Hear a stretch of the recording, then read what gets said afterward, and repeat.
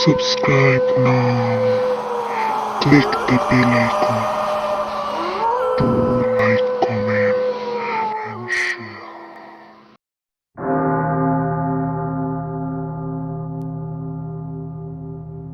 Viewers, আজ আবারও নিয়ে এসেছি জিন বর ৩ গল্পটির পর্ব ১-২। গল্পটি লিখেছেন আস্থা রহমান সান্ত্বনা। তবে গল্প শুরুর আগে নতুন অডিয়েন্সের কাছে আমার একটি ছোট্ট রিকোয়েস্ট আছে। যারা এখনো পর্যন্ত আমাদের চ্যানেলটি সাবস্ক্রাইব করেননি তারা দয়া করে আমাদের চ্যানেলটি সাবস্ক্রাইব করুন, এবং যারা ইতিমধ্যে আমাদের চ্যানেলটি সাবস্ক্রাইব করেছেন তাদের প্রতি আমার আন্তরিক কৃতজ্ঞতা রইল। তো শুরু হচ্ছে জিন বর ৩ পর্ব ১-২। আমি ছটফট করতে করতে তাওহিদকে শক্ত করে চেপে ধরলাম। কষ্টটা বেড়েই যাচ্ছে। অদৃশ্যকে আমাকে এত নৃশংসভাবে আঘাত করছে। আল্লাহ সহায় হও, আল্লাহ সহায় হও। আস্তে আস্তে অত্যাচারটা বন্ধ হয়ে গেল, কিন্তু শরীরে প্রচুর জ্বালা করছে, ব্যথার চোটে কাতরাচ্ছি। তাওহিদ আমাকে শক্ত করে জড়িয়ে ধরে বারবার উতলা হয়ে জিজ্ঞেস করছে, কি হয়েছে তোমার? কোথায় যন্ত্রণা হচ্ছে তোমার? আমি নিস্তেজ হয়ে তাওহিদের কাঁধে মাথা সঁপে দিলাম। কাপা কাপা কণ্ঠে বললাম, আমাকে একটু পানি খাওয়াবেন? তাওহিদ আমার মাথা পিছনের বালিশে হেলান দিয়ে ছুটে গেল পানি আনতে। পিপাসায় বুকে ফেটে যাচ্ছে, মনে হচ্ছে অনেকদিন আমি পানি খাইনি। তাওহিদ পানি এনে খাইয়ে দেয় আমাকে। হঠাৎ দেখলাম কালো ধোয়ার কুণ্ডলি বাড়ির ছাদে ঘুরপাক খাচ্ছে। তাওহিদ আস্তে করে শুইয়ে দিল, বলল, ঠিক আছো তুমি? আমি বুঝতে পারছি জিন দাদু আমার সাথে কথা বলতে চায়। যেভাবে হোক তাওহিদকে এখান থেকে সরাতে হবে, নতুবা আমাকে একটা নিরাপদ স্থানে যেতে হবে। ও মাথায় হাত বুলাতে বুলাতে বলল, কিছু লাগবে তোমার?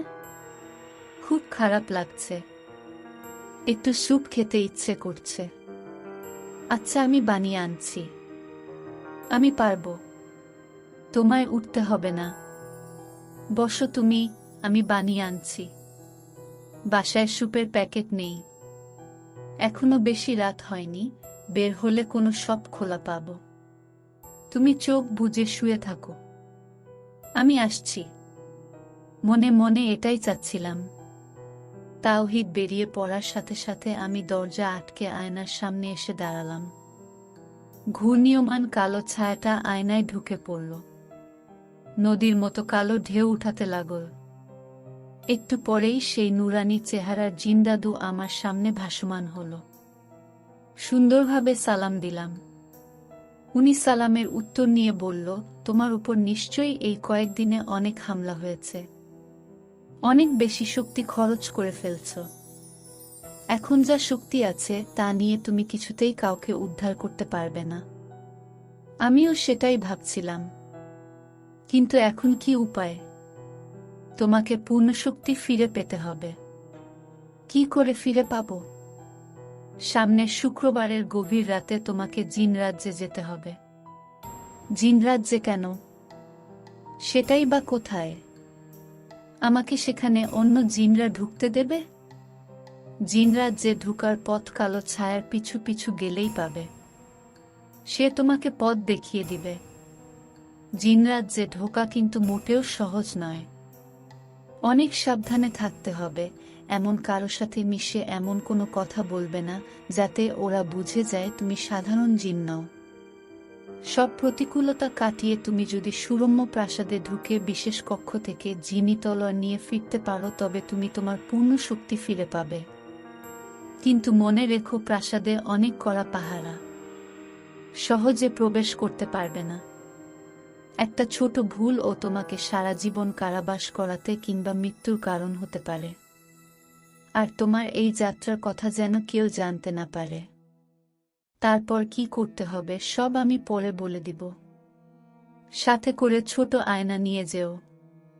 যে কোনো সময় আমি তোমার মুখোমুখি হতে পারি। আচ্ছা, কিন্তু সেই জিনটাকে যাকে আমার উদ্ধার করতে হবে? সেও তোমার মতো বিশেষ জিন, তোমার বংশেরই। যাকে একমাত্র তোমাকেই উদ্ধার করতে হবে। আরো কিছু জিজ্ঞেস করতে যাব এমন সময় দরজায় তাওহিদ করা নাড়ল। বারবার করা নাড়ছে আর ডাকছে। আমি গিয়ে দরজা খুললাম। খুলে আয়নার সামনে এসে দাঁড়ালাম। জিন দাদু চলে গেছে দেখে আশ্বস্ত হলাম। তাওহিদ গরম স্যুপ টেবিলে রেখে বলল, দরজা বন্ধ ছিল যে। ভয় লাগছিল তাই বন্ধ করে রেখেছি। আচ্ছা, এবার বিছানায় উঠে বসো হেলান দিয়ে। কেন? বসো। তার কথামত বসে রইলাম। ও স্যুপের বাটিটা হাতে নিয়ে ফু দিয়ে অল্প অল্প করে খাইয়ে দিল।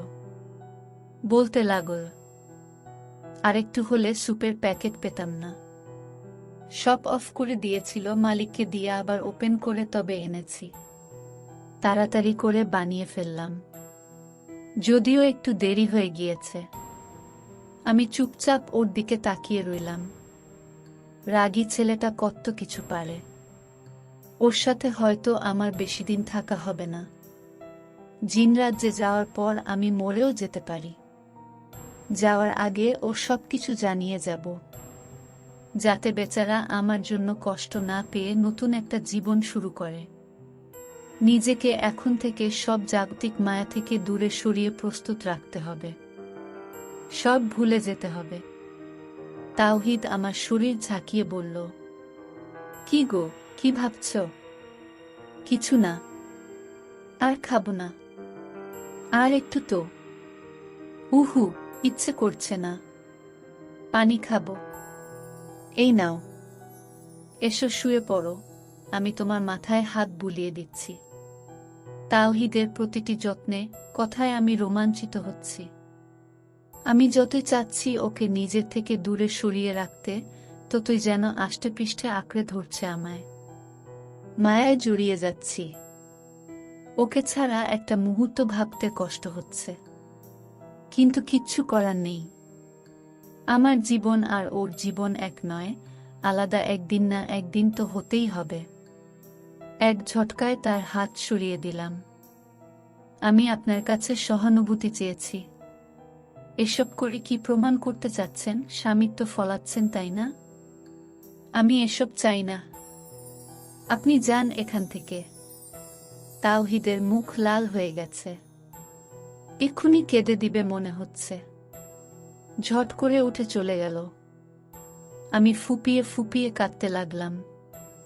ইচ্ছে করছে এক্ষুনি ওকে গিয়ে জড়িয়ে ধরি, ওর চোখের পানি মুছে দেই। কিন্তু আর একটা দিন আমি ওর সাথে আছি। এই একটা দিনে আর ওকে মায়ায় ফেলতে চাই না। উঠে গিয়ে দেখি ও সত্যি ফুপিয়ে ফুপিয়ে কাঁদছে। টেবিলের উপর থেকে সবকিছু নিচে ফেলে দিচ্ছে। মেঝেতে বসে হাঁটুতে মুখ রেখে মন খুলে কাঁদছে। ওর কাছে ছুটে যেতে চাইলাম, কিন্তু আমার মস্তিষ্ক আমাকে বাধা দিল।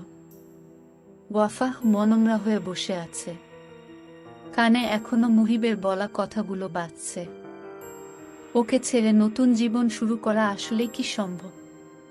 মুহিবের প্রতিটা কথা আমি অক্ষরে অক্ষরে মেনে এসেছি, বিশ্বাস করেছি। এটাও বিশ্বাস করি আমরা একদিন না একদিন এক হব। কিন্তু নতুন কাউকে নিয়ে সংসার শুরু করা অসম্ভব। এটা আমি কিছুতেই করতে পারবো না। উঠোনে বয়ে যাওয়া বাতাসে আমার চুলের খোলা অংশ মুখে এসে পড়ল। মনে হলো মুহিব যেন আলতো করে সেগুলো সরিয়ে দিল। তক্ষুনি উঠে বসে ওকে চারিদিকে খুঁজতে লাগলাম। কোথাও নেই সে। মা এসে বলল, মুহিবকে খুঁজছিস? আমি উত্তর না দিয়ে ধপ করে বসে পড়লাম। দেখ, যে চলে গেছে সে আর কখনোই ফিরবে না। তার স্মৃতি কেন আঁকড়ে ধরে বসে আছিস? ভুলে যা মা। তাহলে তুমি কেন বাবাকে ভুলোনি? কেন নতুন করে জীবন শুরু করনি? মা রেগে গেল, তাও শান্ত গলায় বলল, আমার তো তুই ছিলি, কিন্তু তোর তো কেউ নেই। কিছুদিন পর আমিও কবরে চলে যাব, তখন তোর কি হবে একবার ভেবে দেখেছিস? মা, তুই রাজি হয়ে যা। ছেলে হিসেবে রাফি খারাপ হবে না। ও আগের মতো খারাপ নেই। আর এভাবে জীবনটা নষ্ট করিস না। শুকনো মুখে অন্যদিকে তাকিয়ে বললাম, তোমার যা ভালো মনে হয় তাই করো। মা খুশি হয় আমার মাথায় চুমু খেলো। আর কিছু ভাবতে ইচ্ছে করছে না। ভাগ্যটাকে উপরওয়ালার হাতে ছেড়ে দিলাম। যেদিকে নিয়ে যায় সেদিকেই যাব। শুধু বিনিময়ে উনি আমার মুহিবকে ভালো রাখুক, জালেমের হাত থেকে রক্ষা করুক। আমার জন্য আর কিছুই চাওয়ার নেই। যদি জীবনে কোনো পুণ্য করে থাকি, আল্লাহ যেন পরকালে আমাদের এক করে দেন। রাত 1টা বাজে। সবকিছু গোছগাছ করে নিয়েছি। তাওহিদের মুখের দিকে একবার তাকালাম। কত নিষ্পাপ লাগছে তাকে, গভীর ঘুমে অচেতন। আস্তে করে পায়ে হাত দিয়ে সালাম করলাম। জানি না আর কখনো দেখা হবে কিনা। আল্লাহ তুমি ওকে ভালো রেখো। খামে ভরা চিঠিটা তার মাথার কাছে রেখে দিলাম। ইচ্ছে হলো তার কপালে একটু চুমু এঁকে দেই, কিন্তু ছায়াটা বড় তাড়া দিচ্ছিল। কারণ এই সময়ে জিন রাজ্যে প্রবেশের গুপ্তপথ কেবল 1 মিনিটের জন্য খুলে। এর মধ্যে না ঢুকতে পারলে সামনের মাসের 3 শুক্রবার অপেক্ষা করতে হবে। তাই আর কিছু করতে পারলাম না। ছুটে আয়নার কাছে চলে গেলাম। শেষবারের মতো তাওহিদের দিকে এক পলক তাকিয়ে আয়নায় লাফ দিলাম। ঢুকে গেলাম অন্য এক জগতে। এখানকার সবকিছু লালচে লাগছে। ছায়াটা আমার দিকে তাকিয়ে বলল, এটা লাল ভূমি। এখানকার ভূমির মাটি রক্তখেকো মাটি। পদে পদে ধারালো কাছ লুকিয়ে আছে। অসাবধানে পা দিবে তো পা কেটে যাবে, আর তোমার শরীর অধের্ক রক্ত ওরা চুষে নিবে। বিকলাঙ্গ হয়ে যাবে তুমি। অতএব সাবধান। শুনেই ভয় লাগছে। ভালো করে তাকিয়ে দেখলাম মাটিতে অনেকটা অংশ ছুঁড়ে রক্ত ছিটানো। তার মাঝে মাঝে একটু একটু খালি জায়গা। সেখানের মাটিতে রক্ত নেই, সাধারণ মাটির মতোই। বিসমিল্লাহ বলে রক্তমাখা মাটিতে পা দিলাম। দেখে দেখে সব রক্তমাখা মাটিতে পা দিয়ে লালাভূমি থেকে বের হয়ে আসলাম। ছায়াটা ডিবির উপর আমার জন্য অপেক্ষা করছিল। আমাকে দেখতে পেয়ে খুশি হলো এবং বলল, তুমি খুব বুদ্ধিমতী। আল্লাহর রহমতে তোমার কিছুই হয়নি। শুকরিয়া আল্লাহর দরবারে। কি করে করলে এটা? আমার কাছে এটা খুব নিপুণ ফাঁদ মনে হয়েছে। রক্তমাখা জায়গাগুলোই নিরাপদ, কেননা রক্ত দেখলে কেউই ভয়ে সেখানে পা দিবে না। খালি মাটিতে পা দিয়ে আসবে, আর সেখানে লুকিয়ে থাকবে ধারালো কাজ। এই না হলে জিনকন্যা। এসো এগিয়ে যাই আমরা। মনে একটু স্বস্তি লাগল একটা ধাপ পেরোতে পেরে। জানি না আর কত ধাপ পেরিয়ে গেলে আমি সফল, কিংবা কোনো ধাপে লেখা আছে আমার মৃত্যু। আল্লাহ মালুম। তারপর ছায়াটার পিছু পিছু আবার হাঁটতে লাগলাম। যত সামনে এগোচ্ছি তাওহিদের সেই নিষ্পাপ ঘুমিয়ে থাকা চেহারার কথা মনে পড়তেছে। ইচ্ছে করছে ছুটে যাই তার কাছে, কিন্তু না, তা তো সম্ভব না এখন। সামনে এগিয়ে যাওয়াটা যতটা দুঃসাধ্য ভয়ঙ্কর, ঠিক তেমনি এখান থেকে পিছপা হওয়াটা আরো বেশি ভয়ঙ্কর। কিছুটা যেতেই একটা বিরাট জলাশয় পড়ল। ছায়াটা থমকে গিয়ে বলল, এই জলাশয়ের ওপারে রয়েছে জিনরাজ্যের গুপ্ত সদর দরজা। এই ধাপটা ভীষণ কঠিন। হয়তো মরতে হবে, নয়তো মারতে হবে। এই জলাশয়ের পানি অনেক বেশি ঠান্ডা, বরফগলা পানি বলতে পারো। 5 মিনিটের বেশি থাকলে দম বন্ধ হয়েই মারা যাবে। তাছাড়া এই জলাশয়ে যোগ আর কুমিররূপী জিন রয়েছে। এরা অনেক দিনের অভিশপ্ত আর প্রচণ্ড হিংস্র। তুমি পানিতে নামার সাথে সাথেই এরা তোমাকে আক্রমণ করবে। শুনে ঢোক গিলে একবার জলাশয়ের দিকে তাকালাম। দেখতে ভীষণ শান্ত এবং সুন্দর, কিন্তু এর পিছনে এটার এত ভয়ানক রূপ। ছায়াটা আমাকে বলল, এই পুরোটাই তোমাকে সাঁতরে পার হতে হবে, আর সেটা 5 মিনিটের মধ্যেই। জলাশয়টা যত বড় তাতে খুব বেশি জোরে সাঁতরে গেলে 4-5 মিনিট লাগবে। যা থাকে কপালে। প্রস্তুত হয়ে নিলাম। কোমরের আঁচলে একটা ছোট ছুরি ছিল, সেটা বের করে হাতে নিলাম।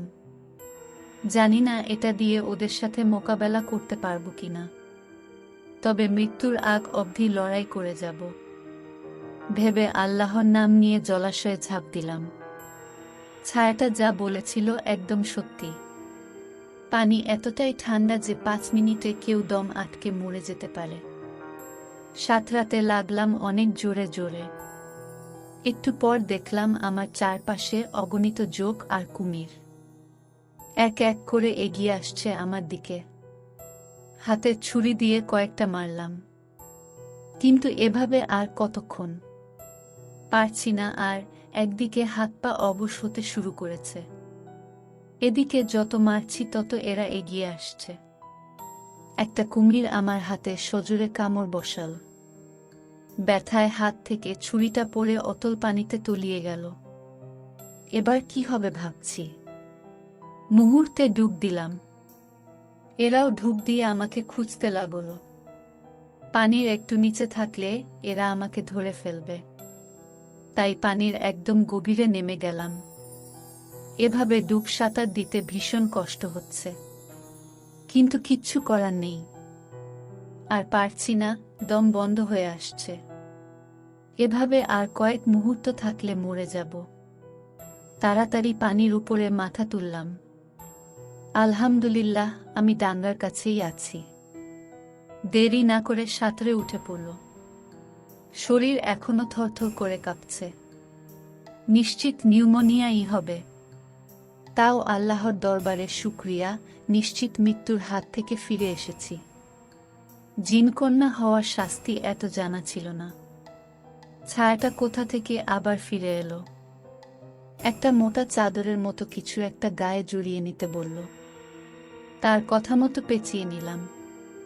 সে খুশ মেজাজে বলল, তুমি পেরেছ। আল্লাহ সহায় ছিলেন। শুকরান। সামনেই জিনজগতের সদর দরজা। সেটা পের হলেই জিনজগতের দুনিয়ায় যাবে তুমি। খুব সাবধানে থেকো। আমি তোমার সাথে আর যেতে পারবো না, তবে এটা মনে রেখো সেখানে পদে পদে তোমার জন্য বিপদ অপেক্ষা করছে। আর হ্যাঁ, তুমি পোশাক পাল্টে খাদিমার সেজে নাও, যাতে কেউ তোমাকে দেখে একজন দাসী ছাড়া আর কিছুই না ভাবে। তোমার ব্যাগে পোশাক রয়েছে, সুযোগ মতো পাল্টে নিও। এগিয়ে যাও। আমি আসি। আল্লাহ তোমার সহায় হন। জি। ফিয়ামানিল্লাহ। তাওহিদের ঘুম ভেঙে গেল। অনেকটা বেলা হয়ে গেছে। উঠে ফ্রিহ্যান্ড এক্সারসাইজ করে নিল। আজ এত বেলা হওয়ার পর ও সিমরান আমাকে ডেকে দিল না। সে জানে আমাকে না ডেকে দিলে আমার ঘুম ভাঙবে না। ওহ, কাল রাতের ঘটনার পর আমার তার কাছে এসব আশা করা বৃথা। ভাবতে ভাবতে তাওহিদ ফ্রেশ হয়ে নিল। এতক্ষণ হয়ে গেল রান্নাঘর থেকে কোনো সাড়া শব্দ আসছে না কেন? সিমরানের কি হলো আজ? ধীর পায়ে তাওহিদ রান্নাঘরে আসলো। কোথাও তো সিমরান নেই। তাওহিদের মন অজানা আশঙ্কায় কেঁপে উঠল। পাগলের মতো পুরো বাড়ি সিমরানকে খুঁজল। কোথাও সিমরান নেই। তবে কি সত্যি সিমরান আমাকে ছেড়ে চিরদিনের মতো চলে গেছে? আমার পবিত্র ভালোবাসা তাকে আটকে রাখতে পারেনি। বিছানায় উপর হতাশ হয়ে বসে পড়ল। চিৎকার করে কাঁদতে ইচ্ছে করছে।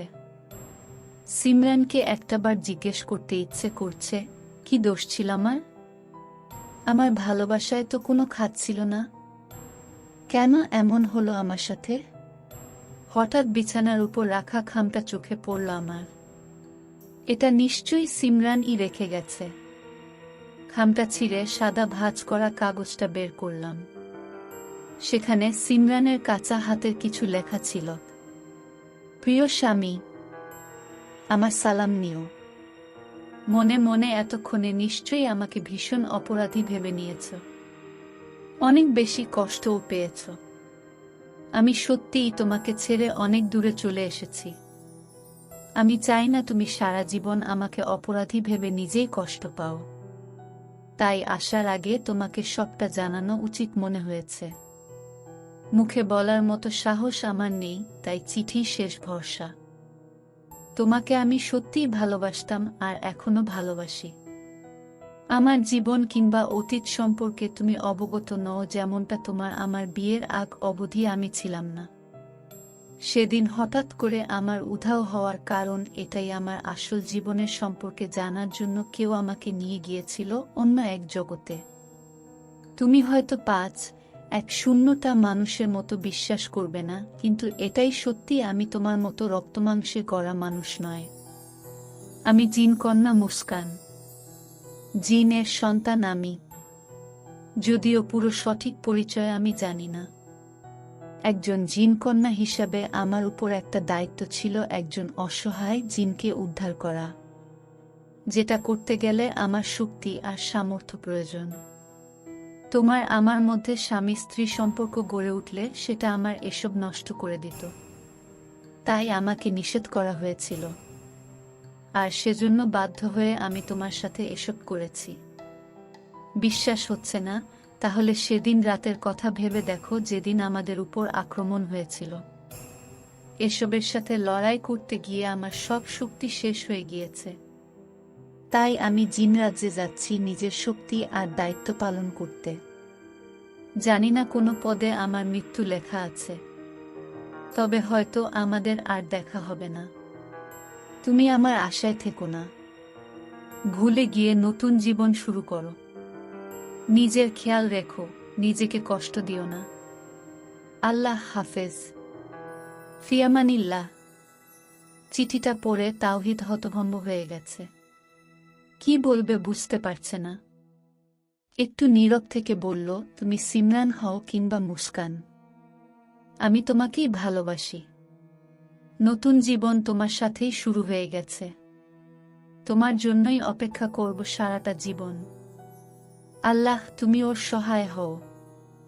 মুস্কান পোশাক পাল্টে নিল। ছোট আয়নায় দেখে নীল তাকে একজন খাদিমার মতো লাগছে।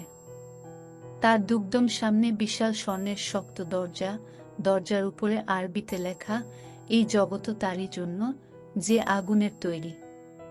আল্লাহ জিনকে নিশ্চয়ই আগুন দিয়ে তৈরি করেছেন। শুকর করুন তার দরবারে। শ্রোতা বন্ধুরা, আজকের পর্ব এখানেই শেষ করছি। পরবর্তী পর্ব নিয়ে কালকে হাজির হব। আমাদের চ্যানেলের গল্পগুলো ভালো লাগলে অবশ্যই চ্যানেলটি সাবস্ক্রাইব করবেন, ভিডিওগুলোতে লাইক ও কমেন্ট করবেন এবং অবশ্যই চ্যানেলটি সাবস্ক্রাইব করবেন। অনেক ধন্যবাদ।